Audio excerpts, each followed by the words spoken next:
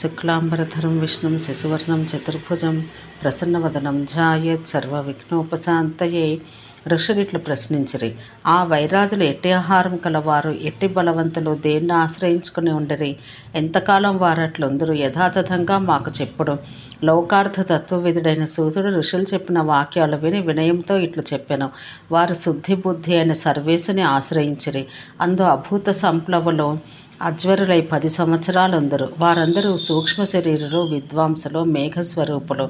స్థితిలోకాన ఉన్నవారొకట వల్ల జరిగిపోయినది లేదు. యోగధర్ములు సనత్కుమారులు మొదలగు వారు చెప్పిరి. ఈ విధంగా పలికి బ్రహ్మాండమందు అధివసించిన వారెల్లరూ యజ్ఞమాచరించి యోగధారణలై తమయందు తామే ఉండిరి. అందే విలీనం చెందును. శాంతమైన దీపపు కాంతులు తమయందే విలీనమగునట్లు తామే విలీనమగుదురు. వారు బ్రహ్మకాయమందు వసింతురు. అచటి నుండి తిరిగి వచ్చట దుర్లభం. ఆ లోకం మొత్తం భావనామయం, ఆ ప్రపంచం భావనామయం. బ్రహ్మ సంబంధమైన ఆనందం పొందే అమృతత్వం వారు పొందుదురు. బ్రహ్మలోకం వైరాజలోకమును పైన దాటిన తర్వాత 6 దూరం ఉన్నది. అది పురోహితుడైన బ్రహ్మ ఉండు ప్రదేశం. వారందరూ ప్రణవాత్ములు, అనగా ఓంకార వితాన మనస్కులు కలవారు. బుద్ధి యొక్క శుద్ధత్వాన్ని స్వాధీనపరుచుకొన్నారు. వారందరూ వ్యక్తమైన సంప్రలీనురగుదురు. ఈ స్థితి ఈ విధంగా అమృతము, శుక్రము, నిత్యము, అక్షయము, అవ్యయము, దేవతలు, ఋషులు సనాతనమైన బ్రహ్మసత్రమును ఉపాసింతురు. వారు ఊర్ధ్వరేతస్కులు, మాకాదులు లేవు. కర్మాభ్యాసం చేత చేయబడిన శ్రద్ధ వేదాంతములైందు ఉపలక్షమగును. వారందరూ అభ్యాసపరులై యోగనిష్ఠులై పరాకాష్ఠమును ఉపాసింతురు. పాపానికి కారణమైన శరీరాన్ని వదిలి అమృతత్వం అన్వేషింతురు. వారు వీతరాగులు, జితక్రోధులు, నిర్మోహులు, సత్యవాదులు, శాంతులు, ప్రణిహితాత్ములు, దయావంతులు, జితేంద్రియులు, నిస్సంగులు, శుచిమంతులు, బ్రహ్మ సాయుధ్యం పొందినవారు. వారు వీరులు, వారు బ్రహ్మవిధులు. అకామయుక్తంలైన తపములచే పాపాలను దగ్ధం చేసిన వారు. వారు భ్రంశరహితంలైన లోకాలను తెలుసుకొందురు. అందుండి వారు పతనం చెందరు. వారు అప్రమేయ సుఖములు కలవారు. ఇది బ్రహ్మపదం, ఐక్యం, మిక్కిలి జ్యోతిర్మయమైన ఆకాశం. అక్షరులు బ్రహ్మతో నందగిరి విచారింపరు. అదే మోక్షస్థానం. ఆయుతం, నియుతం, ప్రయుతం, అర్బుదం, న్యర్బుదం, ఖర్వం, నిఖర్వం, శంకు, పద్మ, సముద్ర, అంత్య, మధ్య, పరార్థమును 2 గుణించిన పర ఇట్ల 18 స్థానముల వరకు పరిసంఖ్యానం కొరకు మహర్షుల పేరు పెట్టిరి. ఈ విధంగా 100తో ఆరంభించు సంఖ్యలు తెలుసుకోవాలి. 103 పదార్థ ప్రమాణం కల్ప సంఖ్య ప్రవృత్త బ్రహ్మ ప్రమాణంగా తెలుసుకోవాలి. అంతవరకు వ్యాప్తం చెంది ఉండు కాలం ఉండును. ఆ కాలం యొక్క సమాప్తి సమయాన అతడు శాంతి పొందును. పరమే పరార్థం. అంతవరకు సంఖ్యామానం చెప్పి తిని. అతని వీర్యం, అతని ఆయుర్దాయం, అతని తపస్సు, అతని శక్తి, అతని ధర్మం, అతని విద్య, అతని ధృతి, అతని బ్రహ్మ, అతని జ్ఞానం, పరమేశ్వర్యం ఉత్కృష్టం, అధికం అగుట వల్ల అతని కంటే పరాత్పరమైన భూతం ఉండదు. అతడు ఉన్నతతమమైన స్థానమున ఉన్నవారు. అందుకే అతడు పరునిగా చెప్పబడ్డాడు. అతనిలో అర్ధభాగం పరార్థత, సంక్షేయం, అసంఖ్యేయం అనునవి ఎప్పుడూ తాంత్రికం. గణ్యము సంఖ్యల్లో చెప్పబడను. అది పరార్థం వరకు చెప్పబడింది. రాశి అందు చూడబడగా దానికి సంఖ్య లేదు. అది ఆ సంఖ్యాస్థితికి లక్షణం. ఇసుక, కుప్పలు మొదలగు వాణి అందు అపరిమితం చూడబడను. ఇది కూడా దాని సమాజ లక్షణం. వాని గణన లక్షణం శుద్ధత్వం చే, దివ్య దృష్టులచే, ఈశ్వరునిచే చెప్పబడను. బ్రహ్మ అన్నింటినీ చూచును. కారణమతడు అన్నింటి యందు సుసంస్థితుడు.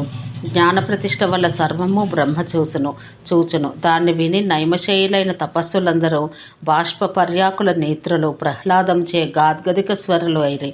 సంతోషాన వారికి మాటలు రాలేదు. బ్రహ్మవాదులైన వారందరూ మాతరిస్సుని, అనగా వాయుదేవుని అడిగిరి. ఓ ప్రభు, బ్రహ్మలోకం ఎంత దూరాన ఉన్నది? దాని వైశాల్యం ఎంత? ఈ బ్రహ్మలోకాన్ని యోజనములలో ఎట్లు గుణించాలి? కొలమానం ఏది? యోజనం ఎంత? క్రోశం ఎంత?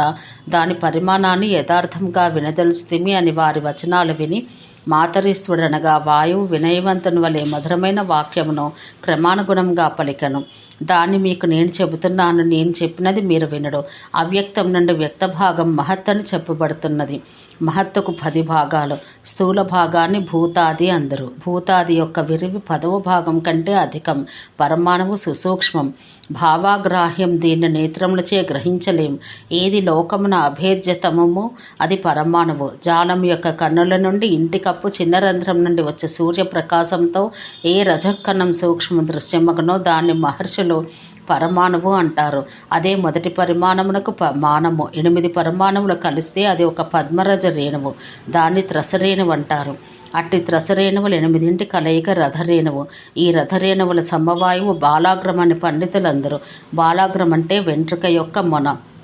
8 బాలాగ్రములు ఒక లిక్ష, 8 లిక్షలు ఒక పేను, 8 యూకములు ఒక యవ, 8 యవలు ఒక అంగుళము.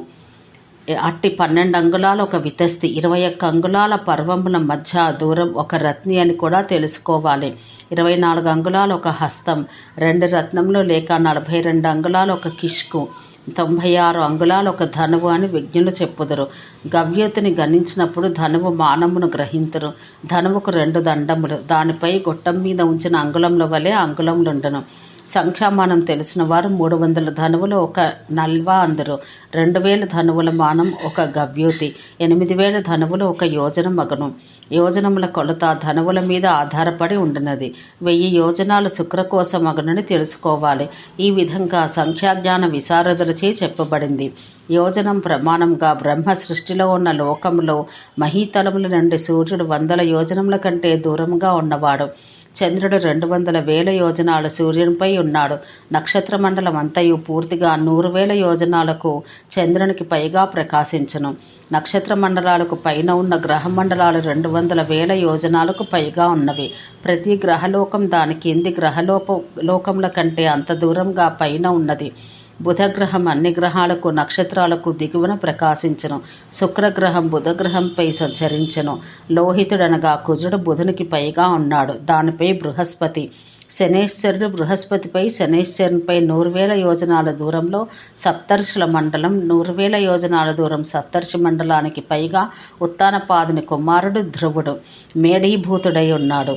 గ్రహములన్నీ ధ్రువునికి కట్టుబడి ఉన్నవి. 3 లోకముల ఔన్నత్యాన్ని యోజనముల కొలతల్లో నేను వ్యాఖ్యానం చేసితిని.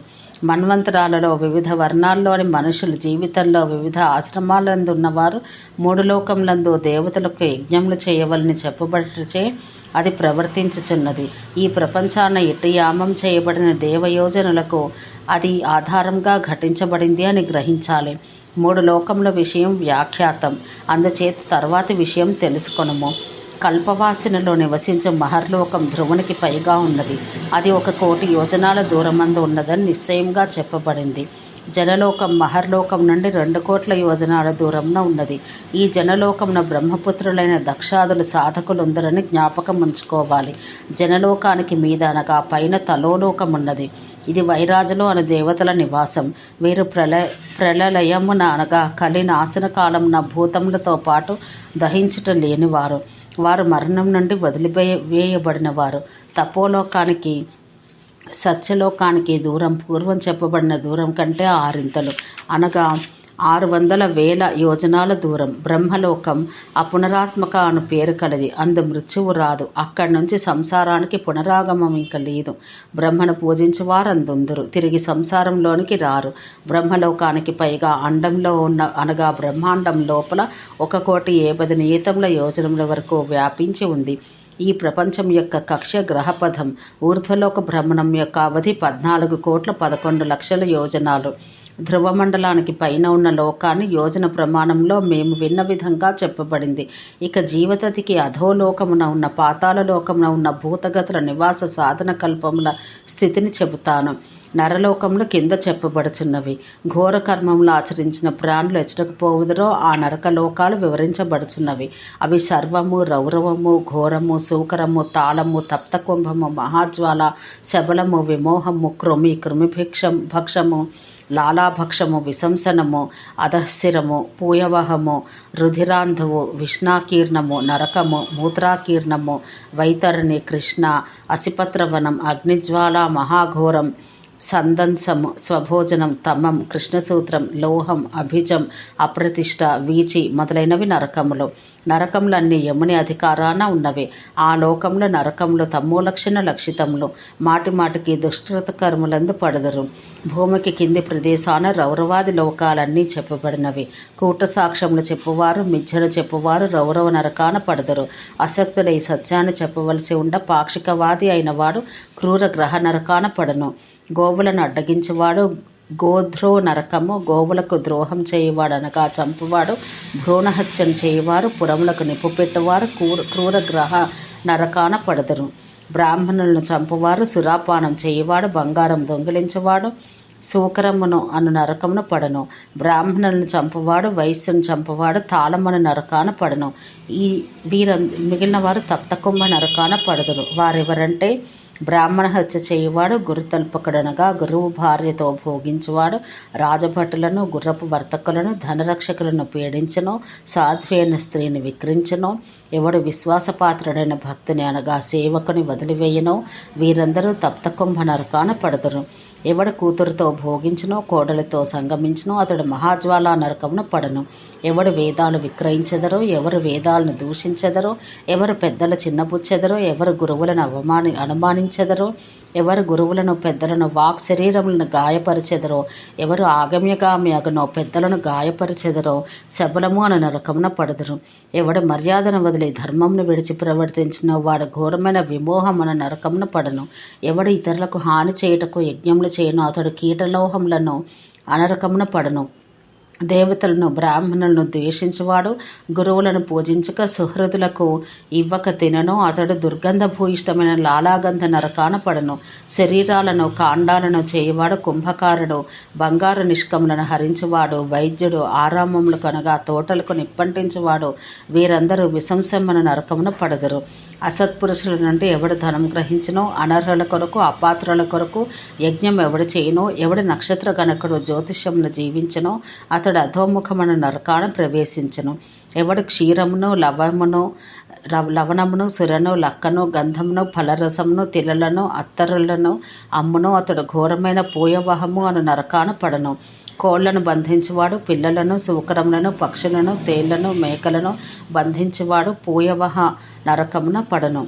ఎవడు మేకలను గొర్రెలను పెంచునో, మహిషములను పెంచునో, చక్రధ్వజియో సైనికుల యొక్క ధ్వజాలనగా జెండాలను వహించునో, వృత్తిచే రంగులు వేయువాడు, నటకుడైన వాడు, పిట్టలను పట్టి జీవించువాడు, గ్రామ పౌరోహిత్యం వహించు బ్రాహ్మణుడు, ఇండ్లను తగలబెట్టువాడు, విషం పెట్టువాడు, కుండాసి అనగా కులటాపుత్రుడు, సురనమ్మువాడు, సురాపానం చేయి తాగుబోతు, మాంసభక్షకుడు, పశువులను చంపువాడు, మహిషములను మృగములను అనగా తేళ్లను చంపువాడు, పర్వకారుడనగా పర్వములు కాని రోజుల్లో యజ్ఞ పూజాధికములను తన లాభముల కొరకు జరుపువాడు, రహస్య దూత, మిత్రద్రోహం చేయువాడు వీరందరూ రుధిరాంధువను నరకమున పడదురు అని పెద్దలందరూ.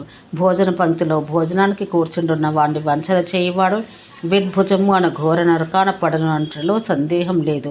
ఎవడు స్వభావ సిద్ధంగా అబద్ధం పలుకునో అపవిత్రుడు, ఎవడు ఇతరులను తిట్టిపోయినో నిందించునో ఇతర పాపులు మూత్రాకరణం అను ఘోర నరకమున కూలుదురు.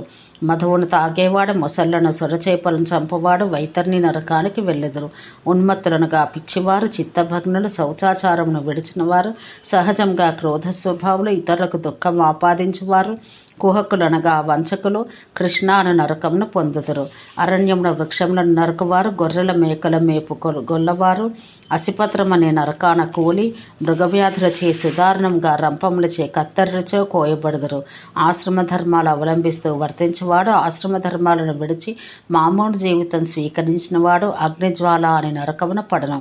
వారి ఇనుపముక్కలు కలిగి శ్యామ సబల వర్ణములు కలిగిన పక్షుల మండలములచే పొడవబడి తినబడదురు. ఇష్టాపూర్త వ్రత లోపమున సందుంస అనగా పట్టుకారు నరకం పొందుదురు. దివాస్వప్నాన బ్రహ్మచారులు పుత్రులచే ఆజ్ఞాపితులైన తండ్రులు, పుత్రులచే ఆజ్ఞాపించబడిన తండ్రులు స్వభోజనం అను నరకం పొందుదురు. వర్ణాశ్రమ ధర్మాలకు విరుద్ధంగా ఎవరు ఆచరింతురో, ఎవరు క్రోధహర్ష సమన్వితులై యాగములను ఆచరింతురో వారందరూ నరకవాసులగదురు. ఘోరం ఉష్ణాత్మకము సుదారుణమైన ఘోరమైన రౌరవ నరకం ఊర్ధ్వ ప్రదేశమున ఉన్నది. మిక్కిలి చల్లగా ఉండు భయంకరమైన నరకం కింద ఉన్నదని జ్ఞాపకం ఉంచుకోవాలి. ఈ విధంగా వర్ణించబడిన నరకాలను క్రమంగా తెలుసుకొనము. భూమికి కింది భాగాన 7 నరకాలు మాత్రమే ఉన్నవని చెప్పబడినది. అవి అంధతా మిశ్రం మొదలైనవి. వానిలో రౌరవ నరకం మొదటిది. ఇది మహారౌరవం. దాని కింది ప్రదేశాన శీతలమైన ఒక నరకం కలదు. ఆ నరకాన్ని తపమందరు. 3వది కాళసూత్ర కాలసూత్రం, దాని యందు వివిధ జాతులకు చెందిన భయంకరమైన ఘోర సర్పాలుండును. 4వది అప్రతిష్టమను నరకం, అవీచి అన్నది 5వది, లోహం 6వది, అవిధేయం 7వది. మొదటి నరకం రౌరవం. కారణం అది అతి ఘోరమైన దగుట చేతని, అది మిక్కిలి వేడికలది, దాన్ని దహనం అంటారు. భయంకరమైన శీతల నరకం దానికి కింద ప్రదేశమున ఉన్నది, అది తపః నరకం. అధమం కాలసూత్రం, అతి ఘోర నరకం. ఏలానా అందు సంపీడనం కలదు, అనగా నలిపివేయుట, గుండె పుండివేయుట, యాంత్రిక సాధనాలచే ఉండను. భయంకర క్రియ వల్ల ఈ విధములైన బాధలను అనుభవించడానికి ఏర్పడిన శరీరమగట అది విధేయమని చెప్పవలెను. ఆ శరీరాన్ని ఆనందించలేం, భోగించలేం. ఈ నరకమందలి బాధలకు బాధోపశమనం అనగా నివారణ లేకపోవట లక్షణం. ఆ కారణాన ఈ నరకాన పడు పాపలకు, బాధలకు, పీడలకు, భంగములకు, వధలకు ఎదిరింపక లోనగదురు. ఈ నరకమును పైవానితో కిందవానితో సంబంధం కలిగి ఉన్నవి. అందు నిరాలోకంలో వెలుతురులో ఉండవు. వాని అన్నింటి యందు అధికమైన పాపముల వలన దుఃఖోత్కర్షం అధికం. ఈ 2 ఊర్ధ్వలోక నరకాలతో సమానాలు. కానీ ఆ రెంటిలో వెలుతురన్నది ఉండదు. కూటాకార ప్రమాణాదులచే పూర్వజన్మ కర్మలచే ఆ నరకాలు అట్లా చేయబడ్డవి. వారి శరీరాలు అట్టి బాధలు అనుభవించటకు సమర్థాలు. ఈ నరకములందలి యాతనలు పరమ దుఃఖోత్కర్షములని తలంపవలను. నరకములో అందరి యాతనలు అనేకములు, అందువారు దుఃఖములను అనుభవింతురు. వారి కర్మ పరిపాకం తక్కువ కాగా వారు తిర్యక్కుల యోనియందు మిగిలి ఉన్న కర్మశేషమున జన్మించెదరు. తిర్యక్కులనగా పశుపక్షాదులు, దేవతలు, నరకవాసులు. వారికి పైన కింద ఉండ నివసించుచుందురు. వారి యొక్క ధర్మాధర్మముల నిమిత్తములుగా వెంటనే ఉపభోగార్థం వారి భౌతిక దేహముల పరిణామోత్పత్తిని పొందును. వారి ముఖములు కిందకు వంచుకొని దేవతలు అధోగులైన నరకవాసులను, నరకవాసులు అధోముఖులై దేవతలను చూచెదరు.